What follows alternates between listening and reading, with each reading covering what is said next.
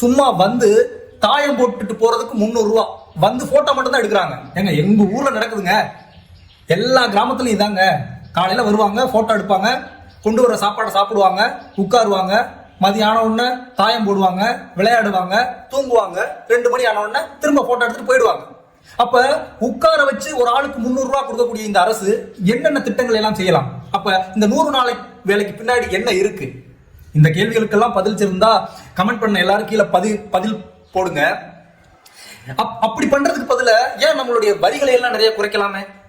சரி, இந்த 300 ரூபாயை வாங்கி என்னுடைய ஆத்தனும் அப்பாலும் என்னுடைய ஐயனும் அப்பத்தாவும் என்ன பண்ண போறாங்க? திரும்ப கடையில கொண்டு போய் கொடுப்பாங்க, திரும்ப டாஸ்மாக்ல கொண்டு போய் கொடுப்பாங்க. நாம எல்லாம் கன்சியூமர், அதை ரொம்ப புரிஞ்சுக்கணும். நம்மாழ்வார் சொன்னபடி தற்சார்புக்குள்ள வராம இருந்தோம் அப்படின்னா நம்ம எல்லாம் கன்சியூமர். கார்பரேட் நிறுவனங்கள் விற்கக்கூடிய பொருட்களை வாங்குறதுக்கு இப்ப யார்ட்டையும் காசு இல்ல கிராமத்துல இருக்கிறவங்கள்ட்ட.